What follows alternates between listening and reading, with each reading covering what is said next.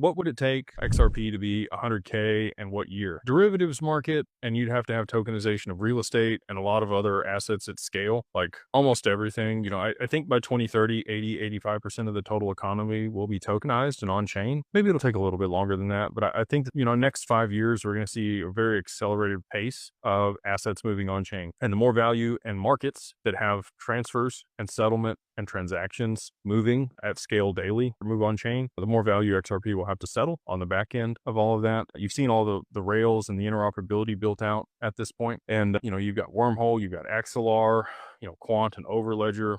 There's a lot of things that allow for interoperability between all these ecosystems and networks for the internet of value and distributed ledger tech to really do what it's supposed to do. So you need derivatives, you need real estate, some of the things that I think aren't going to happen at least for another couple of years. And once you have full clarity or visibility on all of the risk associated with derivatives and people can underwrite that and understand, where the problems are, I think you'll get a greater adoption of derivatives. Right now, you can't even quantify the derivatives market. It's somewhere between 400 trillion and $4 quadrillion.